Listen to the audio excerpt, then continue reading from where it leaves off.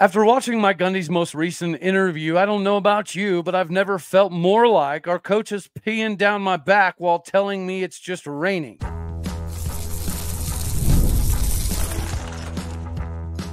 You are Locked On Oklahoma State, your daily podcast on the Oklahoma State Cowboys, part of the Locked On Podcast Network, your team every day.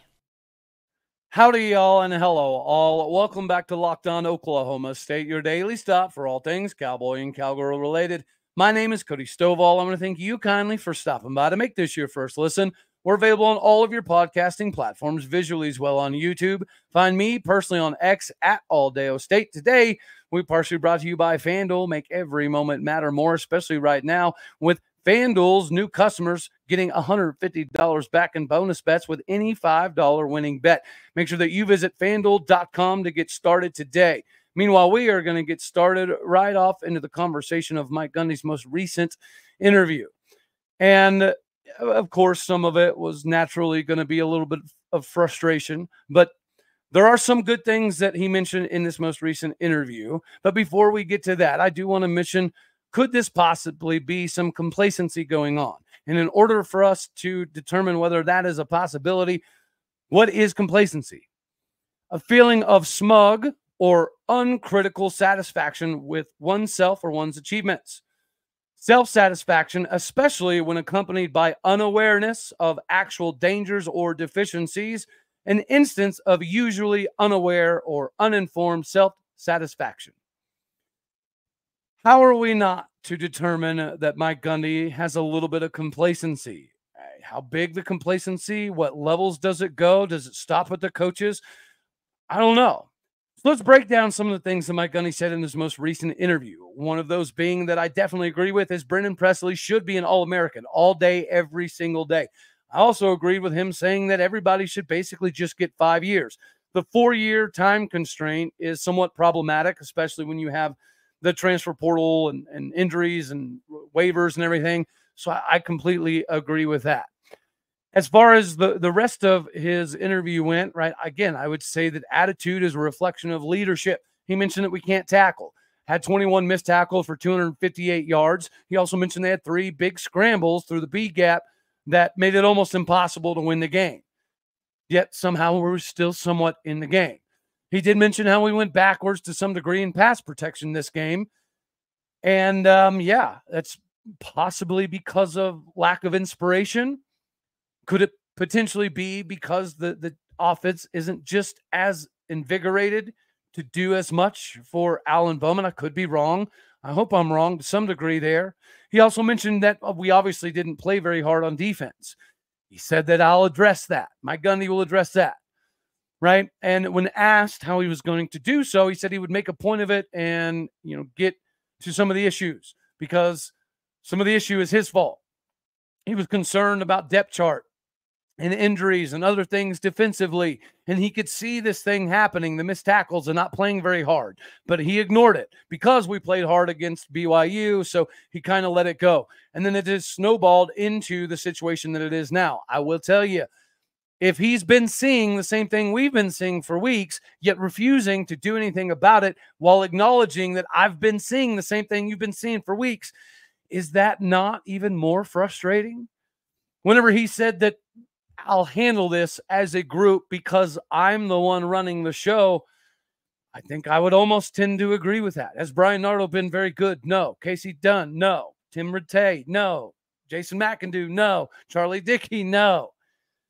Yet, at the end of the day, he's the one running the show. So, again, if he's been watching the amount of effort give way throughout the course of the last few weeks, but he continued to let it fester and to let it happen, does that not pinpoint the fact that he is running the show? He does have say on who's going to be in the game and what the scheme basically is going to be. If that's the case, what's the point of us having coordinators? What is our coordinators' jobs to do if we know that there is going to be a decent amount of micromanagement happening? He also came out and said that he's been very upfront and honest with everyone. Ladies and gentlemen, that might be the definition of gaslighting. There could be a picture of Mike Gundy next to the word gaslighting at some point in time because he's really, really good at it, and he's been doing a really good job, at least recently, of doing just that. He mentioned via a reporter asking the differentiation between playing freshmen versus seniors. And he said that we have to do everything to win the game on Saturday. Winning is more important than anything on Saturday. Well, you could have fooled us, because thus far we're not winning. We're doing the exact opposite. We're trending in the wrong direction. You've had several players that have basically cashed it in. Maybe it's because they're getting NIL money. I don't know. But this incessant need to let us know that everything's fine just doesn't make sense, because it's not looking like it. Playing young guys, he was asked, could it be different if you're not going to make a bowl game? Because, of course, the bowl game gives so many practices to the younger guys in the transition to the next year that it's typically massive to have a bowl game of any level, of any kind. Well, Mike Gundy said, and I quote, "No, we got to get everyone ready to play at the highest level on Saturday." Again, this doesn't make sense. Right? Mike Gundy's saying that we're not going to change the fact that we need to get young guys in, because if we don't make a bowl game, then it is true. Those young guys are going to some degree, get wasted, because they're not going to get very many opportunities to show what they could potentially do in a game environment. And why I find that problematic is, if you know we've got a bunch of seniors and upperclassmen that are cashing it in, jogging on the field, and they've been doing it for a few weeks now, what message are you sending to the rest of the team? What message are you sending to all of those freshmen and sophomores and redshirt freshmen? Guys, keep at it. Keep busting your hump. Keep busting your tail. You're not going to play, but you just keep at it. The freshmen that have played have done pretty remarkable things.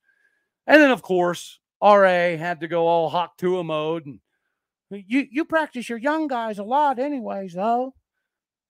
Okay, so maybe that is why when they do get in the game, they make such a big difference. The David Kabongos, the Josh Fords, and we finally got to see some Landon Cleveland action this previous week. Not to mention that you have some, rigidity, obviously, to let some of these seniors play. So whose decision is that? It appears as though, to me, it's kind of a Mike Gundy decision. They're getting the reps. Yet the bowl game is somewhat insignificant because they're getting the reps, but they're not playing. See, it doesn't make sense. Of course, he talked about tackling. And he mentioned, he's calling other coaches all across the country that are successful and so forth, and asking them, what are you doing in practice for tackling? And I'm like, bro, you're 20 years into this. What the flip are you talking about? Like, why are you? I understand you want to have conversations with other coaches, but who cares what other teams are doing? You should know, in 20 years of coaching, some years you've had to go extremely physical. Some years you've had to back off of it. Some years you've had to manipulate the physicality in practice, and whether you're going to do thud or full contact because of injuries or limitations on scholarships, whatever the case may be. You've had so much time to make a determination on, if my team is X, then we need to, make it equal Z. You don't need to call other coaches across the country to figure out what they're doing. You need to do what has worked successfully in the last 20 years, because even though this season's been a disaster, 2022 was a disaster, portions of last season were a disaster. Regardless of all that, you have 20 years of experience. So why are you having difficulty making a determination on how much tackling we should be doing? Just like you talking about Mayoluiyake Smith not being in the position to play, unless Alan Bowman gets hurt. If Alan Bowman gets hurt, quote, if he went down, he could function fine, but there's more to it. You kind of sold yourself out there, bud. The team is checked out. The team is not trying all that hard. Not everybody, but some portions of the team have checked out. They're not trying very hard. Yet, we're having questions and we're curious as to why. He also mentioned that he has to look at everything in its totality, not just the individual results. Okay, so what are you looking at? The effort's poor. Again, the guys have cashed it out. We've watched them quit. Yet attitude is typically a reflection of leadership. The buck stops with Mike Gundy. I mean, he said it himself. So with all of these teams making moves in the season, and as we've talked about previously, sometimes firing somebody doesn't always mean that they were horrendous at their job. I mean, typically, yes. Sometimes firing somebody just sets the right example and shows the guys in the locker room that you, yourself, the head man, Mike Gundy, I still have your back. I'm still in this fight with you. We have been failing. I'm trying to fix the failure. Okay, so should we be confused if our head coach has refused to acknowledge the issues? He's refused to make an adjustment. He's refused to fire anybody, demote anybody, change anybody, publicly reprimand anybody. He's talked about getting out-coached, outplayed, out-hustled, out-tackled, out-prepared for weeks and weeks and weeks and weeks. If you're a player and you see all this stuff coming down the pipeline and you see your head coach doing nothing in terms of accountability, like, it's great. You can say you're in charge. You can say the buck stops with you, or you run this show. Okay, but you can't have it both ways, right? You can't say I make the decisions, I run the show, and then produce an abysmal product while telling all of us it's not pee, it's just rain, even though it's sunny outside and there's no clouds. That's what we're getting. So I don't think anybody should have any questions on why you're seeing players quit because they watched their head coach quit.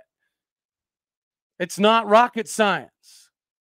If your head coach refuses to take accountability and your head coach allows other coaches to let other players get away with rinky-dinky stuff that the freshmen and sophomores dang sure can't get away with, then it creates a big level of instability. And so when you have instability as a player, you're looking to your coach to be like, that dude's going to guide us. He's going to help us. He's going to fix it. We're going to get right. So when your head coach or any of your coaches is letting the same things take place over and over and over and over, eventually you have to do some soul searching yourself as a player. And you have to say, why is my head man asking me to do stuff that he's unwilling to do? Why is my coordinator getting so much flack when he's being limited on what he can and cannot do and who he can and cannot play? At the end of the day, all of this season is Mike Gundy. He's allowed this to get this way. And now it's gotten to the point that we need somebody else to step in to grow a massive set of cojones and do something to keep us from flailing at the bottom of the Big 12 for the foreseeable future. Hopefully that's not the case, of course, but not a lot of positivity in that direction for Mike Gundy right now. But you can think positively, at least financially, possibly. Thankfully for us Cowboy fans, we've got some dudes in the NFL that are helping us, like, of course, Malcolm Rodriguez, my main man right here, Tyreek Hill. May not agree with everything he does, but I agree with the way he drives, so I'll have his back on this one. Whenever you're looking to get squared away today, FanDuel's offering our NFL-loving Cowboys out there a big opportunity. New customers can bet $5 and get 150 bones back in bonus bets if you win. The FanDuel Sportsbook app gives you everything you need to place live bets in the NFL all in one place. So when you get that tingling sensation and you can feel that something crazy is about to happen, the game is about to get completely flipped around, you can check the latest stats, view the live play-by-play, and much more from the same exact place where you place your bets from. Visit FanDuel.com to join today. You'll get started with the 150 bones back in bonus bets if you win your first $5 bet. That is FanDuel.com. Go to FanDuel.com today. Never waste that tingling sensation. Never waste a single moment with FanDuel, the official sportsbook partner of the NFL.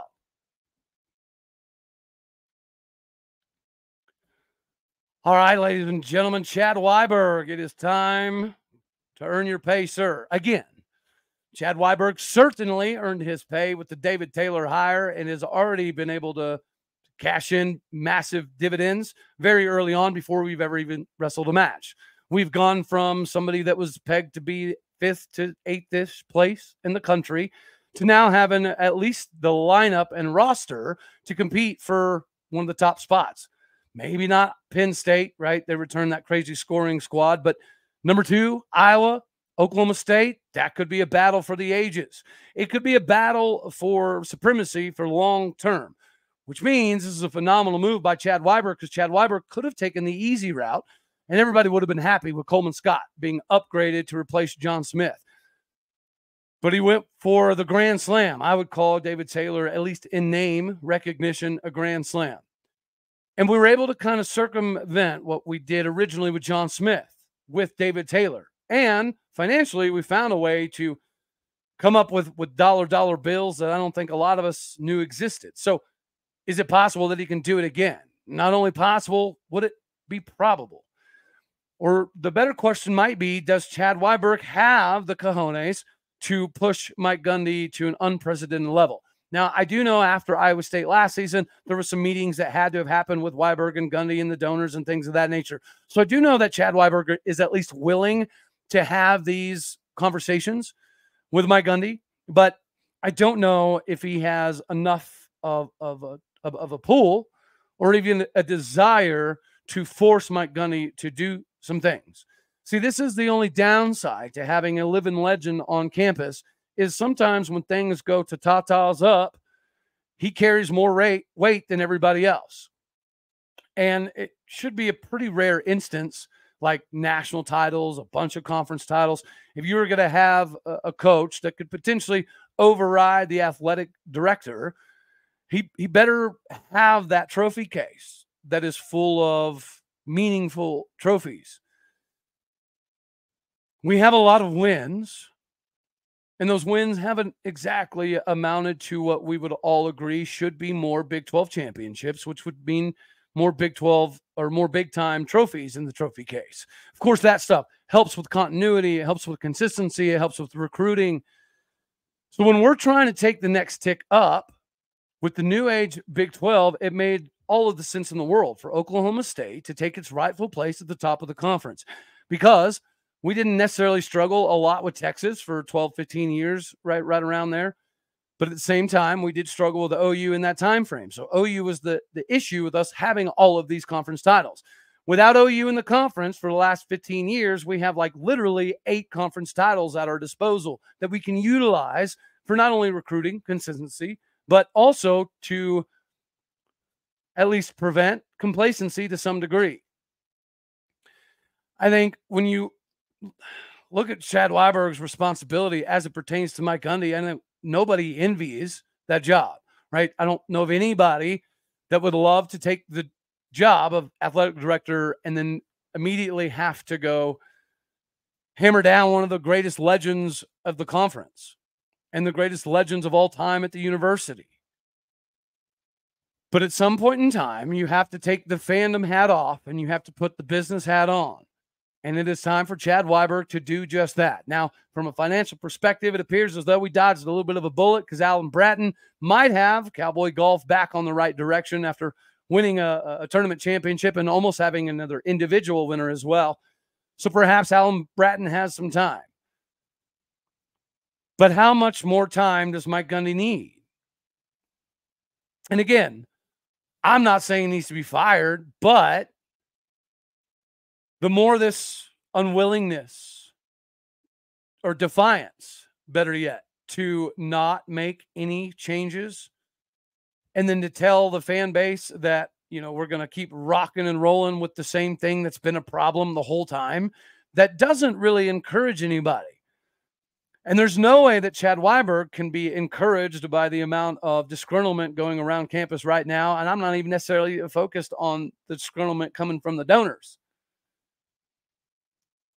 Chad Weiberg does not have an envious position, but it is still his position. It is still his job. So how much more of this are we as a fan base allowed to see continue without anything being done? It's going to be difficult for Chad Weiberg.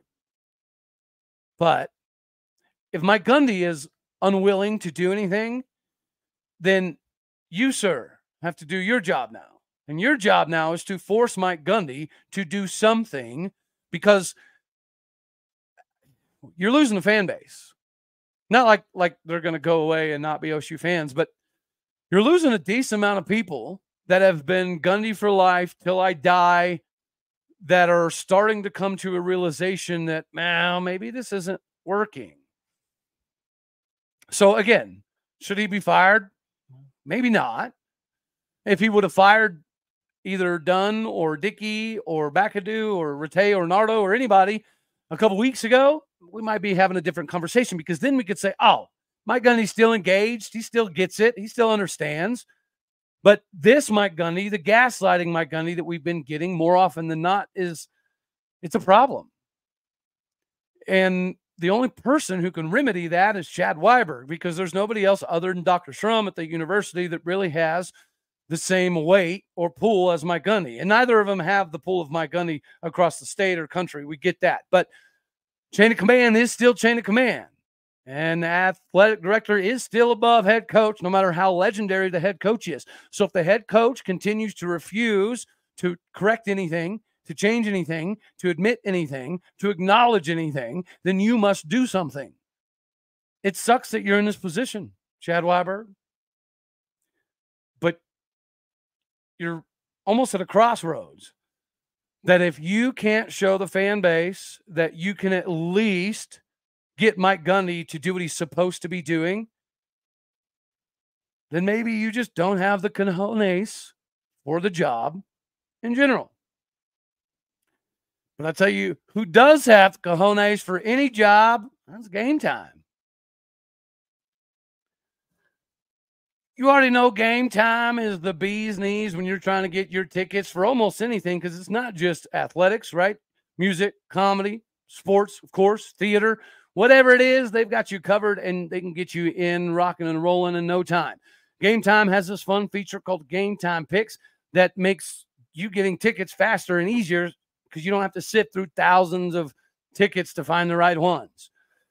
The Game Time Picks makes it easier for you to save more on, again, not just sports, but also concerts, comedy, theater, etc. The all-in pricing shows you the total up front with no surprise fees at checkout. The seat view gives you a panoramic view from your seat, so there's no craziness of getting the wrong section, the wrong seat. The lowest price coverage means Game Time will credit you back 110% of the difference. So you need to take the guesswork out of buying tickets with Game Time today. Download the Game Time app, create an account, and use the code LOCKEDONCollege, all one word, for $20 off your first purchase. Terms apply. Make sure you create that account, redeem that code, LOCKEDONCOLLEGE, for $20 off. Download Game Time today, because you already know what it is. It's game time.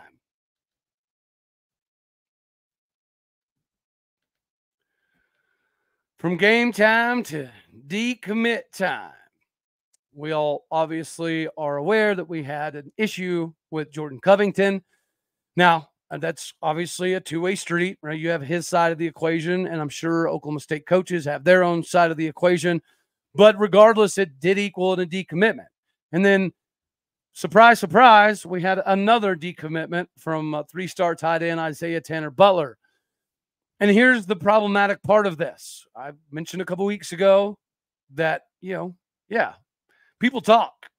And this is going to be a little bit more of an issue. We're going to have at least a couple more to make a decision, as well as a couple potential 2026 offers that could become problematic pretty soon as well.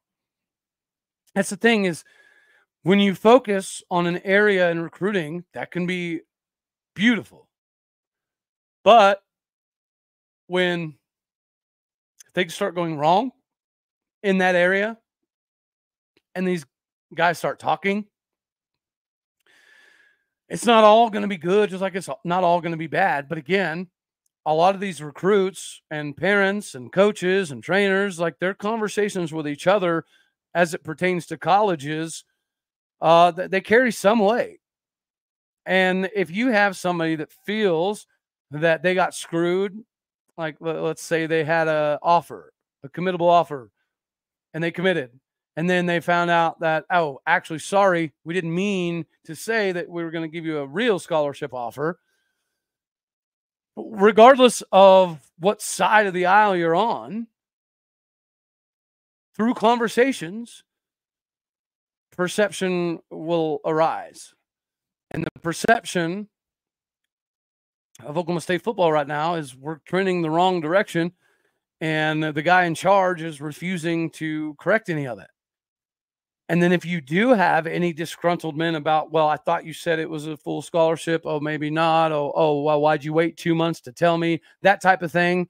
Even if it was on the athlete, which is a possibility, the athlete could have done something to garner them losing that scholarship offer. That is a possibility. But nonetheless, if that's the case, you have to be able to get in front of it.